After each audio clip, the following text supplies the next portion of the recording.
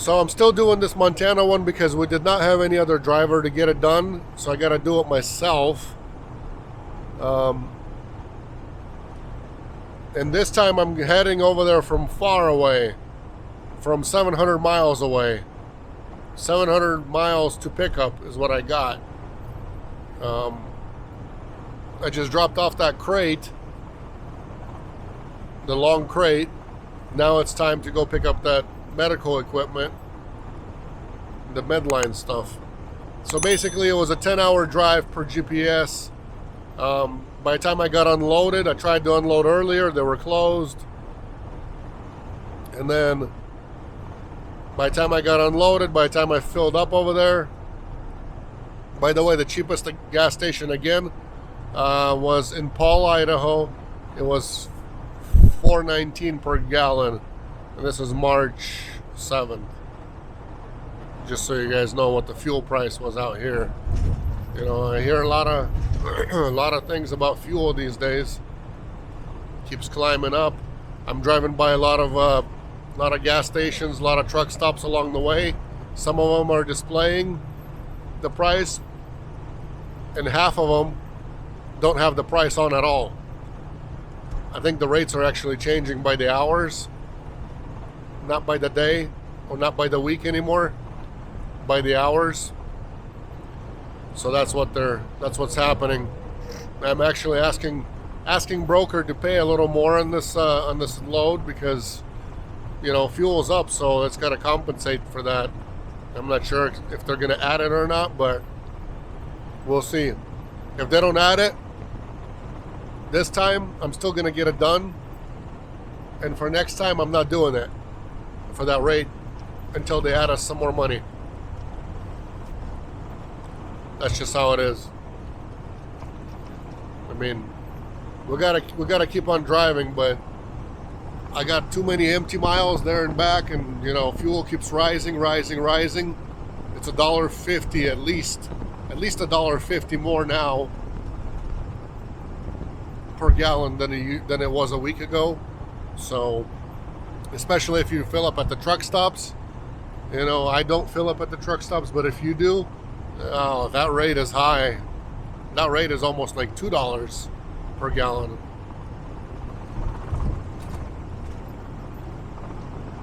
Here's another example, in case you guys didn't believe me. Look up there, there's no price advertising how much the fuel is. And that's not the only one, there's a bunch of them like that.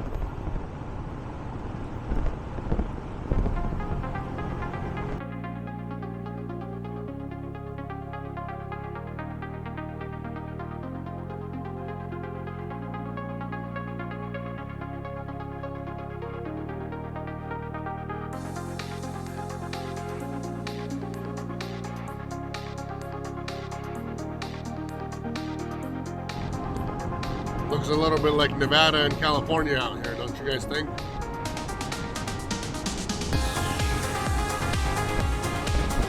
Looks like it to me. Wanted to answer a question for you guys. Get a lot of people trying to do this with a dually van. Dually vans do not work. Simple answer, no. Dually vans are not for this job. The reason why is a lot of people say, well, I thought it could, you know, it was good because you could, you know, haul more weight. Well, you could haul more weight if you're just hauling weight, but if you're hauling pallets, it's not going to work. The reason why it doesn't work is because on the inside, between the wheel wells, where that second wheel is, it takes up your space that a pallet would get in there. So anybody who has a dually cannot fit a standard size pallet in the van. 48 by 48 pallet is not going to slide through there. You want to have as much width as possible on the inside. That way you can take a wider load, if anything. And on the one that I drive, the extended one, I got 54 inches up to my wheel well. That means I can take a load that's like 61 and a half wide. And it could be up to 54 inches long that way. 61 and a half. and stick that sucker on the very back before the wheel wells start, so I could do that. Just wanted to let you guys know why and why it doesn't work out, because a lot of people are, asking the same question all the time, repetitively, and I wanted to give that answer. Dually wheels, dually sprinters, dually anything does not work. Dually ProMaster, dually Ford Transit, none of the dually vans are going to work for this job. They just simply do not work. Pallets do not fit between the wheel wells. A lot of people ask if it's worth it to do a raise the floor right up above the wheel wells, make it flat. You can do that. The other problem is with the dualies is the mileage. You lose a great amount of fuel economy when you have a dually versus a regular van. So dualies, I wouldn't get a dually at all, unless you got a free van from somebody, or it was like, super cheap, super great deal, and you're willing to lose, and be like 62 tall in the door with that floor. But you got to do the flooring right. You can't just, put some plywood in there over the top and that's it. You got to joist the floor if you're doing that way. And you're still losing the height, but I guess you could do it that way. That's really the only way, but you better do it right if you do it. You have to put joists. You have to joist the floor, meaning you gotta go get some 2x12s and put them this way, not flat, but you gotta go this way and put a lot of them in there, brace them together, and then put your plywood on top of those joists. If you don't know what joists are, you can Google how to do a joist floor and you'll see what I'm talking about. So only joist, but I wouldn't do it. I wouldn't buy a dually van to do it that way. I would still look for single wheels. But if you already have one from, previous job, or you found a great deal on one that's, half price and so on and so forth, I guess you could do it that way. But I would not recommend buying a dually van versus a single wheel van if you don't already have one on hand. Plus, when you add the floor, you add a lot of weight to it as well, so it's kind of, I wouldn't do it. I wouldn't drive it.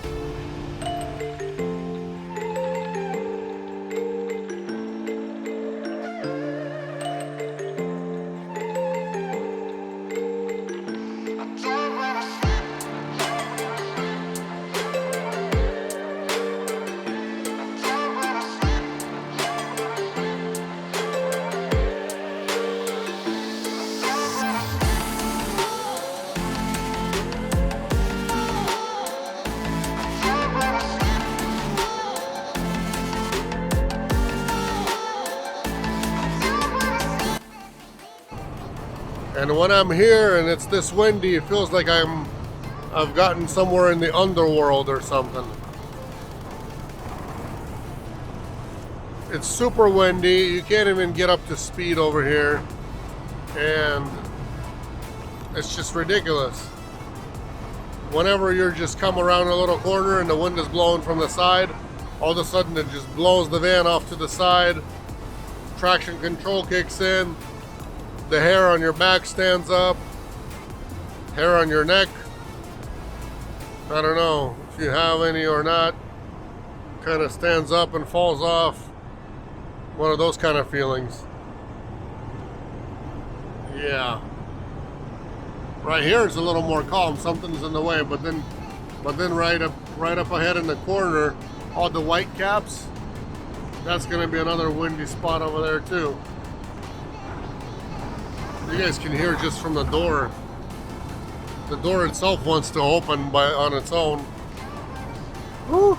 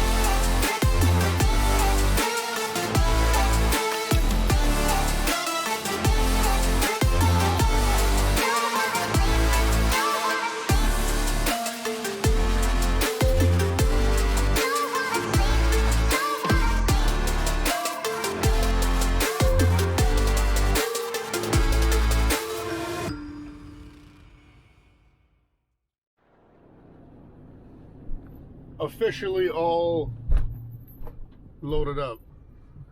This time I was super fast. Bam, bam, bam. And I'm out of there. The only thing that hits the pocketbooks right now is that fueling. For me, $105 was what I filled up last time. Does not, you know, still can't get used to that. Doesn't seem normal. I know that it might be the new normal, but I hope it's not for long new normal. Unless they start paying $2 a mile for freight, then we could fill up for more. But honestly, who knows? Who knows what it's gonna be like, how it's gonna be like. But you know, for now, yes, we're overpaying. What are you gonna do? Nothing you can do. I just hope I find a gas station because I already cleared like 70 miles. 70 miles on the tank, and I need to go find a. There you go. There's a Shell right there. Shell. Let's see how much we're gonna shell out at the Shell. 5 what? Let's see. Oh, here's a Chevron too. 529 and 519 at the Shell. No. 519 it is. 519 it is. If you guys don't believe me, I'll show you.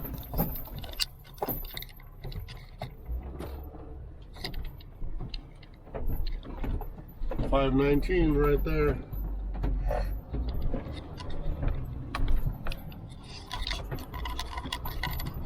But you know, that might be the new normal for a little while. Who knows? Just like the whole mask deal, everybody was first complaining about it, then people were wearing them, and now people are used to wearing them and fall asleep in them. So it's one of those stupid things that somebody's still going to make money off of us, and we're going to pay just because we're going to have to pay.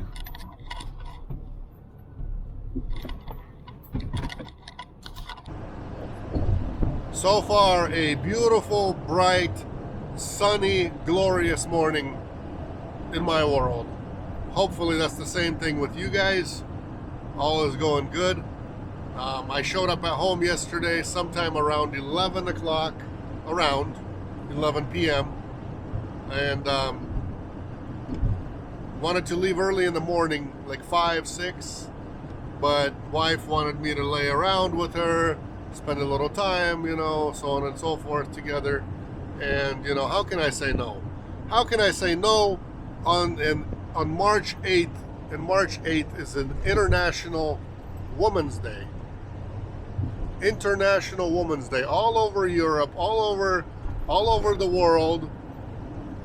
There's countries that celebrate it. I don't know why US doesn't celebrate it. But all over Europe, everybody celebrates International Women's Day. So it's not a Valentine's Day, it's just a Woman's Day. Anybody who's a woman gets flowers and gets recognized on March 8th. So maybe something US could, you know, wrap around their mustache so they remember, as they say. It's a beautiful day. Look at that. Sunny, but my windshield is dirty, but it is sunny for now. Clouds over there in the front. So I'm going somewhere in the clouds, which is the mountains. And I don't care what the weather is like in the mountains. I don't care if it's wet, slippery, whatever it is. Look at this. Is anybody taking care of this? I heard that they cleared this up, and we're looking like Portland again. Up there, you guys can see a little bit. Up on top, we got the homeless, I don't know, what do you call it over there? Community.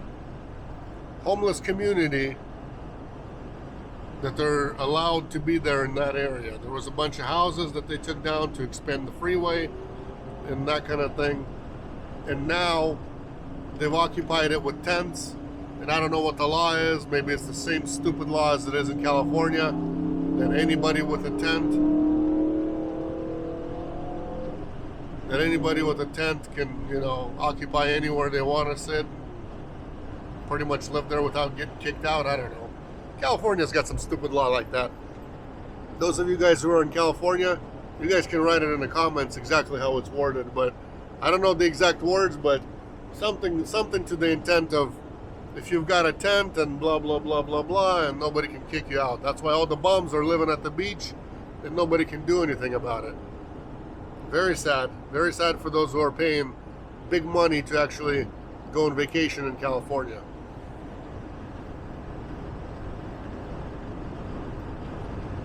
What I wanted to say about work-wise, so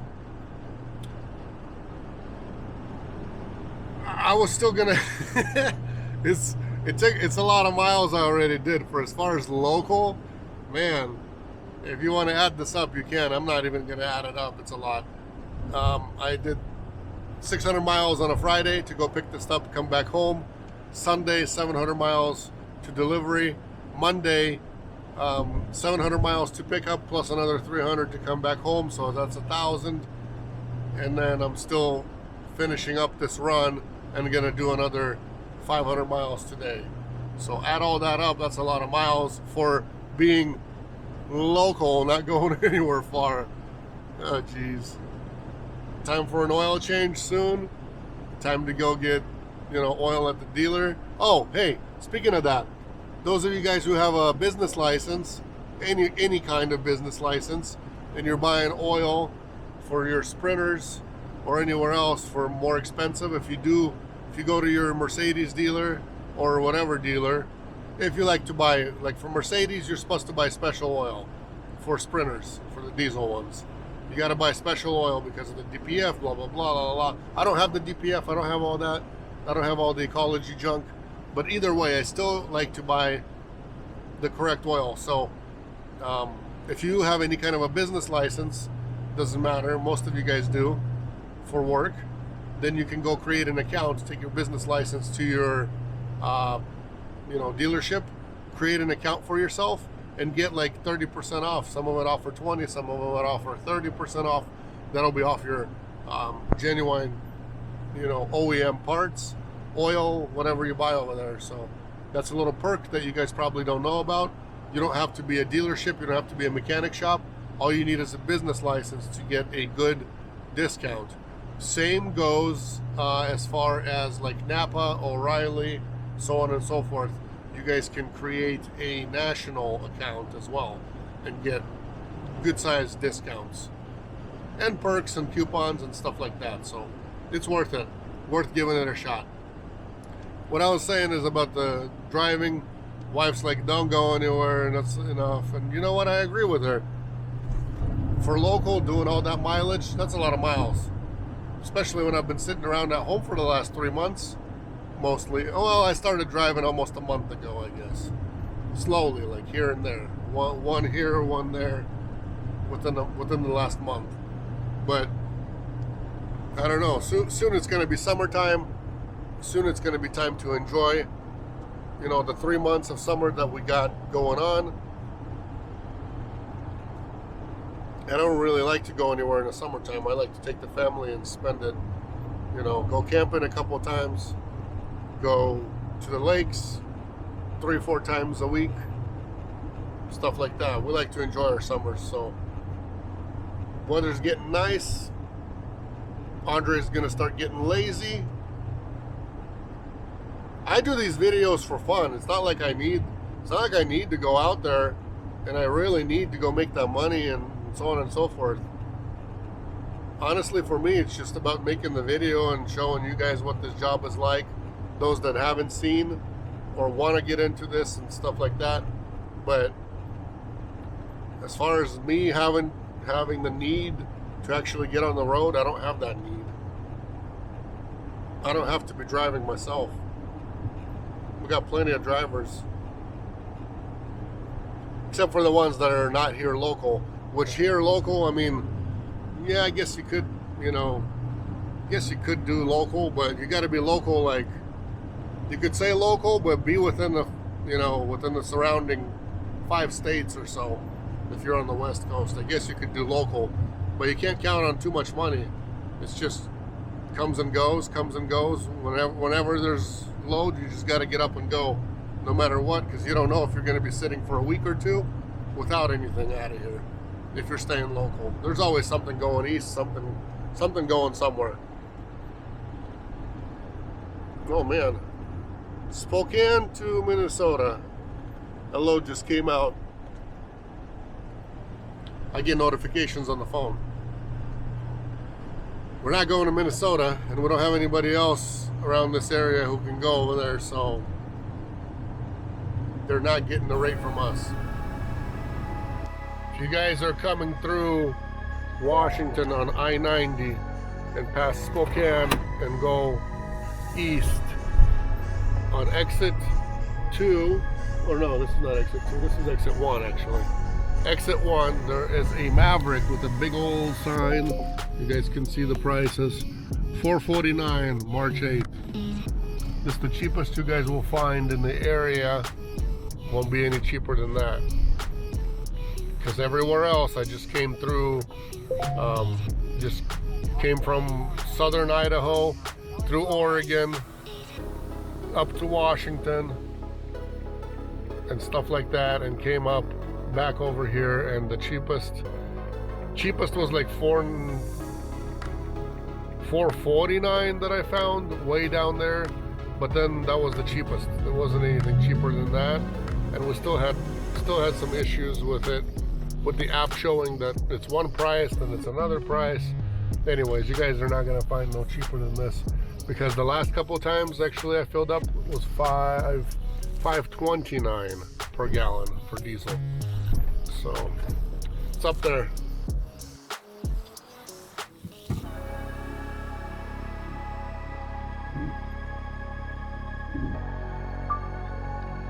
Hey, what are you guys doing?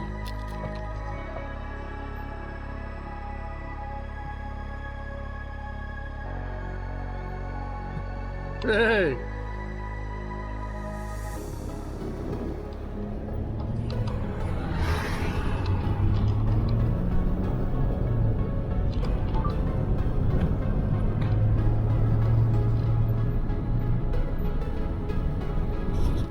Well, I tell you what, those Ram are not afraid of cars. That was around the corner. I'm doing 70 miles an hour. And around that corner, they're just standing there in a group right in the middle of the road, licking the water, like right here in the rivets, in these rivets over here. So that's something new I saw today. Don't see that very often. But I tell you what, if I was coming through at night and they were doing that, boy, I tell you, it would not be pleasant for any of us, them or me. That's why I say this road is dangerous at night. A lot of things could be happening. Perfect example of what Montana looks like, guys. Look at that. Mountains. Lakes. Best nature you will ever find anywhere. Well, some of the most best, I would say. But yeah. That's beautiful Montana. You guys see that up there? Where my finger's pointing up on top? We're heading into the snow zone. That snow zone, there's some kind of a storm coming through there and coming through the pass. As I was coming this way, it was heading that way from somewhere. So there were periods of time where it was super slow, that you got to take it easy on the corners and stuff like that. Some areas they had some de-icer on the ground, a lot of areas they didn't. So we'll see. I mean, it's just, what are you gonna do? This is to be expected. It's Montana, guys. It's Montana. Anytime there could be snow, you could come through here, 2 hours later could be coming back, and it's going to be a totally different scenery and weather. See, people are burning their wood stoves. Very good. the country life, you know. I wouldn't, as far as like me living here, I wouldn't live here. But there's people do. People that do, and you know, I don't know what they do around here as far as for a living, but I doubt there's enough jobs, good jobs for everybody out here. Maybe the government helps, I'm not sure. I don't know exactly what people do around here for a good living, or at least decent living, or even survival. Maybe they fish and, you know, dig for fossils and things like that. Maybe. Guys, thank you for watching. Thank you for subscribing. Thank you for everything. I'm gonna probably turn it off because it's gonna get snowy. I don't want to make a little simple mistake and then have to be in a ditch, because here in 6 miles I'm gonna be in the zone. You guys see that ahead? That's the snow. Some kind of a storm coming through there. So God bless you guys. Catch you on the next one.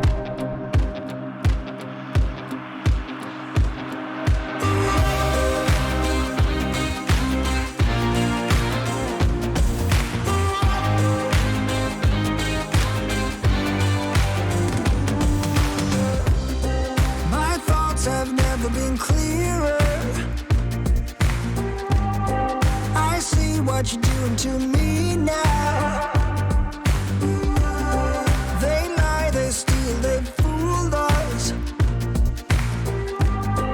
Deep down I probably knew this. I think I will be holding on to the one thing that I know is stronger.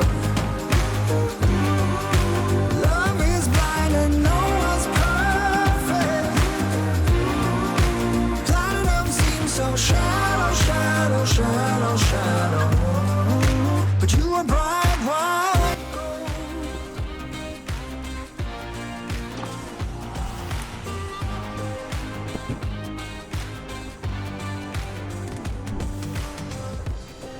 They made us lose our focus. Hey, you guys are still here? The very same hands that formed us. Come here, guys.